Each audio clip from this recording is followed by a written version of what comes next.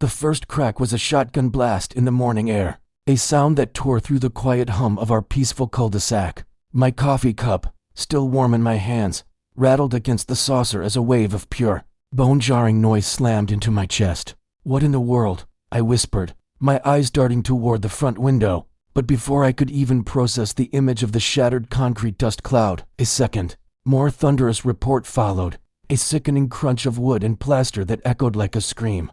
She stood there, a grotesque parody of neighborhood authority, a woman I'd only known as Carol, but the entire community knew as Karen. Her face was a mask of furious, self-righteous rage, eyes bulging, her perfectly coiffed hair askew. She was gripping the controls of a miniature wrecking ball machine, a piece of industrial equipment that had absolutely no business being on our street, and she was aiming it directly at my home, the one I'd spent 2 years building with my own hands. I saw the splintering of the old oak beam I'd painstakingly restored, the one I'd promised my late father I'd preserve. A gasp escaped my lips, a hollow, breathless sound that felt utterly powerless. How could this be happening? Was I still dreaming? The roar of the small engine was a guttural beast, a counterpoint to the high-pitched shriek of her fury as she pushed the joystick forward. Again and again, the rhythmic pounding became a pulse of pure destruction, a beat that hammered into my very soul. I could see the other neighbors peeking from behind their curtains, their faces a mixture of morbid curiosity and palpable fear. They knew her. They knew her reign of terror, her endless stream of petty complaints and vindictive fines for everything from the shade of a petunia to the exact height of a blade of grass. But this was a new level of insanity, a public, theatrical act of demolition. My heart hammered against my ribs, a frantic drumbeat of helplessness. I wanted to run out there, to stop her, to scream. But something held me back, a cold dread, a feeling that this was a tidal wave I couldn't fight head-on. Not yet. I just watched, my stomach twisting into a painful knot. This wasn't about a missed payment or a violation. This was personal, vicious. It was about her twisted sense of power and control. For weeks, she had been hounding me. It started with my garden, my lovingly curated native plant sanctuary. Unsightly, she'd called it in her snippy, passive-aggressive emails. Then came the non-compliant mailbox, a handcrafted piece of art I'd designed to look like a tiny lighthouse. She'd sent me photos, circled the offending details in red, and threatened fines. But the real issue, the one that had been simmering under the surface, was my workshop, my beautiful, wood-paneled workshop, which she had declared an unauthorized structure because, according to her, the permit I had submitted to the HOA was forged. It wasn't. I had the official town documents, stamped and signed, but she didn't care. HOA rules supersede municipal law. She had spat at me during a recent confrontation, her voice a poisonous hiss. I had just sighed, shaking my head, a deep, weary breath that felt heavy with exhaustion. I had my documents, I had my proof. She was wrong. But her conviction was so absolute, so unshakable, it was unnerving. "This is not over, Mr. Henderson," she had said, her tone a chilling promise. And now, this. The sickening thud of the wrecking ball was her exclamation point. As the dust settled after another brutal swing, a thought, cold and clear as mountain air, cut through my panic. I had an ace up my sleeve, a tiny, almost insignificant piece of leverage I'd been saving, not for a confrontation, but for a last resort. I'd been meticulously documenting her behavior, not just with photos and emails, but with something she didn't know I had, a camera. Not a big one, just a tiny, motion-activated camera I'd installed inside my workshop to catch the squirrel that had been stealing my nuts, the edible kind.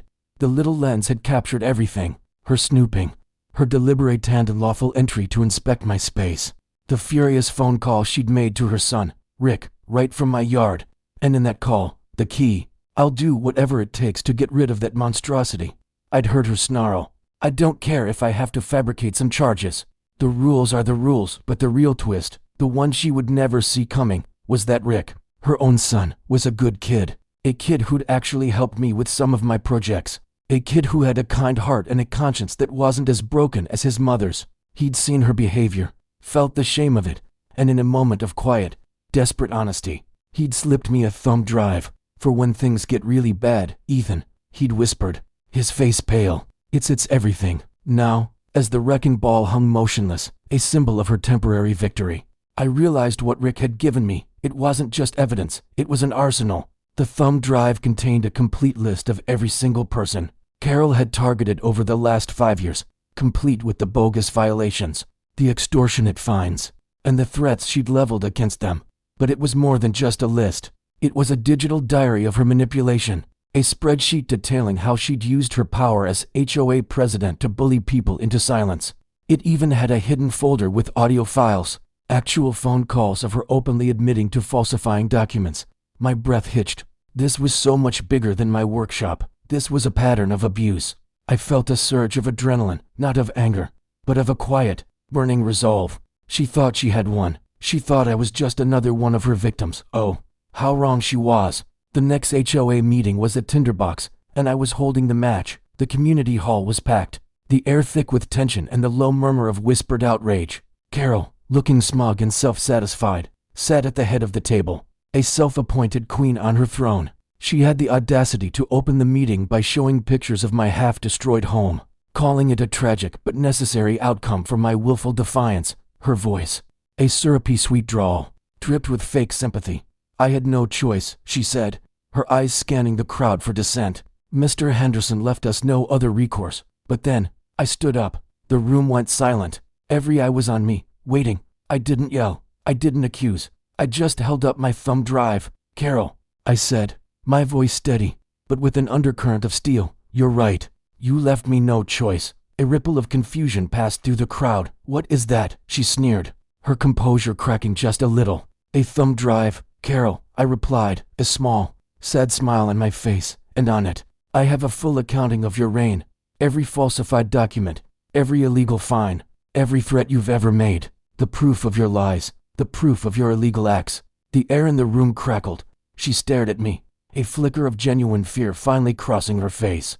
That's a lie. You're making this up, she sputtered, her voice rising in a panicked screech. But it was too late. Before she could finish, a young man stood up from the back of the room. It was Rick, her own son. He looked at his mother, his face a mask of disappointment. He's not lying, Mom, he said, his voice quiet but firm. I gave it to him. I couldn't watch you do this to people anymore. It's not right. A collective gasp filled the room. The betrayal was a palpable thing, a physical blow. Her face went slack, all the venom draining out of it, leaving a hollow shell. The dam broke, one by one. Other neighbors stood up. Mr. Rodriguez, whose pristine rose bushes had been deemed a fire hazard and fined into oblivion. Mrs. Lee, who had been threatened with legal action for putting up a birdhouse. The stories poured out, a torrent of years of suppressed anger and injustice. Carol's world, the little kingdom she had so carefully constructed from rules and regulations, collapsed in on itself. The HOA board, which had been too afraid to stand up to her, now had no choice. She was stripped of her presidency on the spot. The community, once cowering, was now united in a shared moment of righteous indignation. She tried to storm out, her head held high, but the illusion of her power was gone.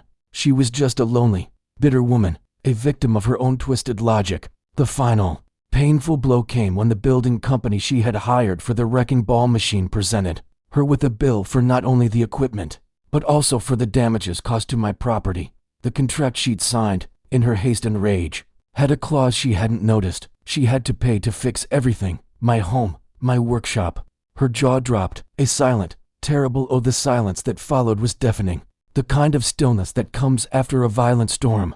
It was the sound of a queen dethroned, a tyrant's final, desperate breath. Her face, pale and shaken, finally lost all trace of its former arrogance. Her eyes, once full of fire, were now just empty. The days that followed were a blur of hammers, nails, and laughter. The whole neighborhood, galvanized by our shared experience, came together to help me rebuild. Rick was there, working harder than anyone, his silence a quiet apology. My little workshop, once a source of conflict, became a symbol of our new beginning. We fixed it all, not just the physical damage, but the broken trust in our community. I often wonder what she's doing now. Carol, the former queen of the HOA, I hear she moved away, unable to face the people she had wronged. But what I'll always remember is the moment of her downfall. The moment the wrecking ball she used to destroy my home became the very symbol of her own undoing. It's a powerful lesson in karma, in the quiet strength of the community, and the importance of standing up for what's right. So, let me ask you, what do you think? Was the collective act of justice and the public humiliation she faced a fair and just consequence for her actions, or was the ultimate price she paid too high? Let me know where you stand on the line between right and wrong.